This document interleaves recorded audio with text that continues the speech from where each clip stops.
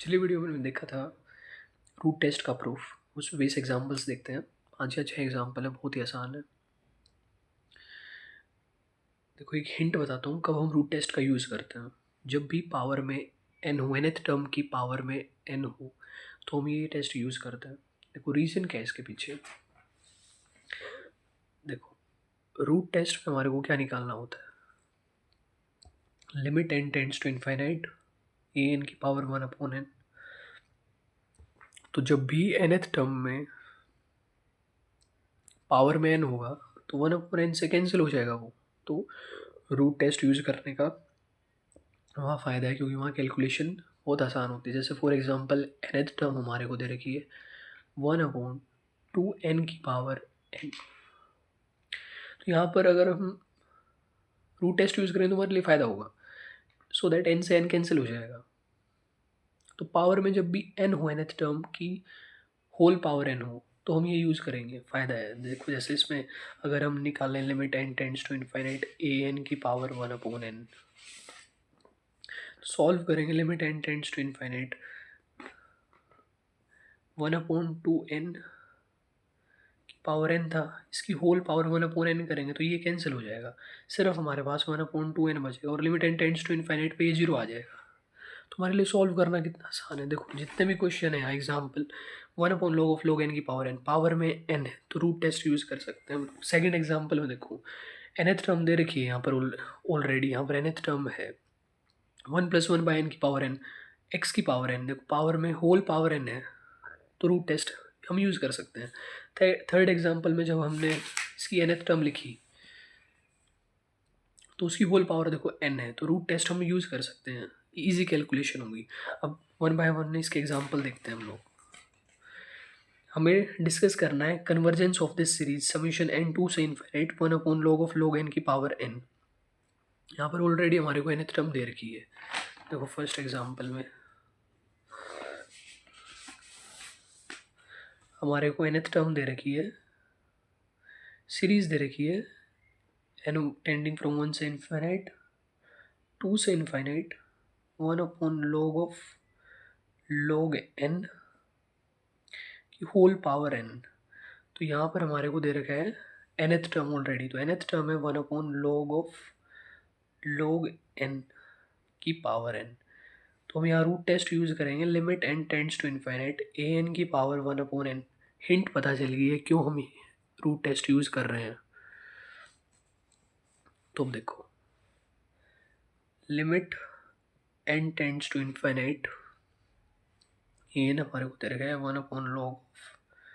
1/log n की power n, और 1/n किया तो ये कैंसिल होगी पावर, तो हमारे पास सिर्फ बचेगा 1/log n। जब limit n tends to infinite किया तो ये इन्फिनिटी हो जाएगा डिनोमिनेटर, तो 1/infinity होता है 0। जब n tends to infinity put किया तो 1/infinite 0, और 0 होता है लेस देन 1। 1 से कंपेयर करना होता है हमारे को। बाइक कासी रूट टेस्ट, अगर limit n tends to infinity n की पावर 1/n लेस देन 1 आती है तो कन्वर्जेंट सीरीज होती है। देखो limit n tends to infinite, एक second, limit n tends to infinite A N की पावर 1/n की वैल्यू आई 0, जो 0 है लेस देन 1, तो बाय रूट टेस्ट जो गिवन सीरीज है वो कन्वर्जेंट है। लेस देन 1 पे कन्वर्जेंट, ग्रेटर देन 1 पे डाइवर्जेंट, यही था। और 1 आती है तो टेस्ट फेल हो जाता है। तो यहाँ पर लेस देन 1 है तो कन्वर्जेंट होगी सीरीज, सिंपल। नेक्स्ट में देखो discuss the convergence of the series summation n 1 से इनफाइनाइट 1+1/n की पावर n x की पावर n। अगेन पावर में nth टर्म यहाँ पर क्या है इस क्वेश्चन के लिए। अब देखो इस क्वेश्चन के लिए nth टर्म क्या होगी 1+1/n की पावर n x की पावर n। अब यहाँ से क्लियर हमें हिंट मिल रही है कि रूट टेस्ट हम यूज़ कर सकते हैं। रेशियो टेस्ट यूज़ करने में फ़ायदा ही नहीं है, होल पावर n है। तो यहाँ पर इन्होंने क्या किया, ए एन की पावर 1/n को फाइंड कर लिया। जब ए एन की पावर 1/n निकाला वो ये आ गया, और जब limit n tends to infinite लगा दिया तो 1/infinite 0 करने पर सिर्फ हमारे पास x बचेगा।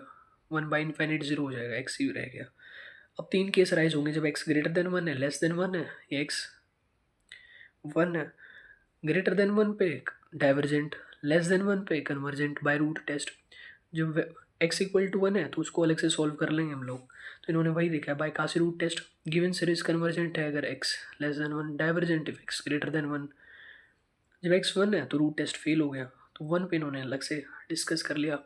x is equal to one put कर दिया यहाँ पे, a n is equal to one plus one by n की पावर एन था, x की पावर एन, यहाँ x को वन पुट कर दिया तो हमारे पास बच गया one plus one by n की पावर एन। ये हो गया। जब limit n tends to infinite हमने लगाया तो यहाँ पर एक इनइक्वालिटी होती है, वो याद कर लो कि limit n tends to infinite one plus one by n की पावर एन ई होता है, one plus one by n की पावर एन ई होता है। तो ये वही यूज़ किया है यहाँ पर, जब हमने इन्फिनिटी को लिमिट लगाया है यहाँ पे वो आ गया ई है नॉन जीरो, और ई की वैल्यू अप्रोक्सीमेटली होती है 2.71, जो कि क्या है ग्रेटर देन वन, और ग्रेटर देन वन पे बाय रूट टेस्ट डाइवर्जेंट। तो सीरीज ऑफ पॉजिटिव टर्म्स क्या है, डाइवर्जेंट जब x इक्वल टू वन है, वन पे डाइवर्जेंट है, और जब ग्रेटर देन वन है तब डाइवर्जेंट है। तो डाइवर्जेंट है when x is greater than equal to one, और कन्वर्जेंट है जब x is less than one. तो सिंपल एग्जांपल था, रूट टेस्ट का यूज़ किया और रिजल्ट हमने यूज़ किया है उसका।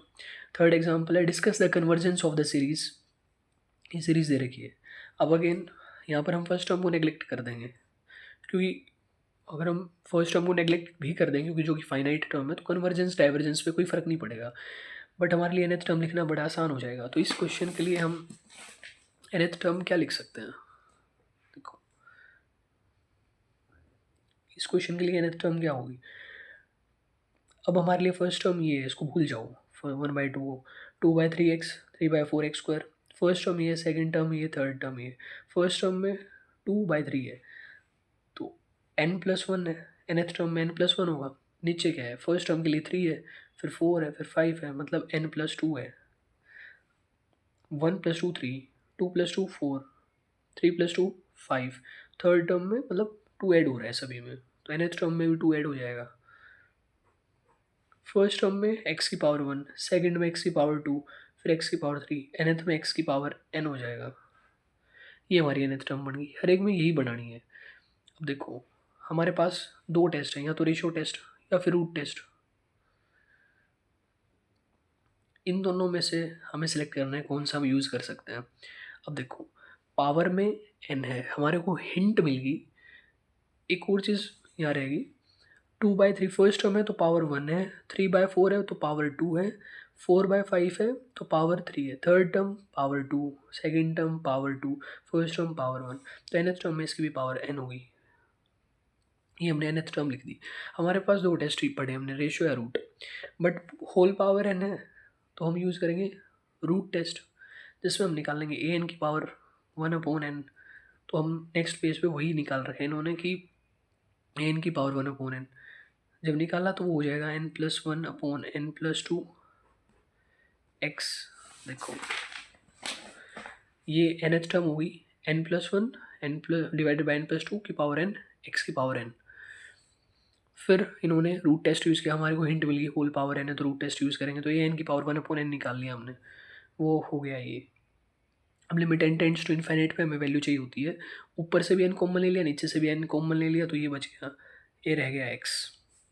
अब limit n tends to infinite पे वैल्यू निकाल लेंगे, ये जीरो हो गया, ये जीरो हो गया, बच गया सिर्फ एक्स। अगेन वही एक्स ग्रेटर देन वन पे divergent, x less than one पे कन्वर्जेंट। एक्स वन पे टेस्ट फेल हो जाएगा, एक्स इक्वल टू वन पे अलग से चेक कर लिया इन्होंने, इसमें nth टर्म में एक्स को वन पुट कर दिया, फिर हो जाएगा n plus one upon n plus two की पावर एन, जब एक्स इक्वल टू वन है। तो ऊपर से भी एन कॉमन लेना है, नीचे से भी एन कॉमन लेना है, तो ये हो जाएगा one plus one by n की power n, one plus two by n की पावर एन। अभी पिछले पेज पे बताया था मैंने कि limit n tends to infinite one plus one by n की पावर एन ई होता है, तो ये ई हो गया यहाँ पर। अब देखो ये न्यू डिनोमिनेटर देखो यहाँ पे आ रहा है one plus two by n की power n, one plus two by n की पावर एन। हमें पता है limit n tends to infinite one plus one by n की पावर एन यू ई होता है। अब यहाँ पर हमारे पास टू बाय एन है, तो हमें ट्राई करना है पावर में एन बाय टू हो, क्योंकि अगर इसको हम सॉल्व करेंगे इसको हम लिख सकते हैं one plus one by n by two. तो वन प्लस वन बाय इसको एन मान लेंगे, तो यहाँ पर हम n/2 डिवाइड बाई 2 किया है तो मल्टीप्लाई बाई 2 भी कर देंगे। तो 1 प्लस एक तरीके से इसको n मान लें, 1 + 1/n की पावर n क्या होगा e। ये कंबाइन हो गया e और पावर में है 2 e²। तो e/e² आ गया यहाँ पे, ये हो गया e, ये हो गया e², 1/e। अब e था अप्रोक्सीमेटली 2.71, e 1 से बड़ा है तो 1/e लेस देन 1 हो जाएगा ये। तो जब x = 1 है और लेस देन 1 मतलब कन्वर्जेंट। तो गिवन पॉजिटिव टर्म्स की सीरीज डाइवर्जेंट है व्हेन x = 1, कन्वर्जेंट है when x is less than 1, divergent है when x is greater than equal to 1। तो यहाँ पर limit n tends to infinite an करने पर वैल्यू आई 1/e। अब देखो कोई भी सीरीज कन्वर्जेंट कब होती है? थर्ड चैप्टर में हमने रिजल्ट पढ़ा था, limit n tends to infinite an 0 हो, ये सीरीज तभी कन्वर्जेंट होगी अगर limit n tends to infinite an 0 है। अगर ये 0 नहीं आता तो ये सीरीज कन्वर्जेंट कभी नहीं होगी। यहाँ पर क्या हुआ, जब हमने x1 रखा तो limit n tends to infinite an की वैल्यू 0 नहीं आई। अगर 0 आती तो हमें कन्वर्जेंस चेक करना पड़ता, बट 0 ही नहीं आई तो ये कभी भी कन्वर्जेंट करेगी नहीं। तो इसलिए डाइवर्जेंट है व्हेन x = 1। x = 1 पे डाइवर्जेंट है because limit n tends to infinite an की वैल्यू 0 नहीं आई। 0 आती तो कन्वर्जेंट। तो इसलिए लास्ट में लिख दिया कन्वर्जेंट है जब x is less than 1, divergent है जब x is greater than equal to 1। Fourth example देखो।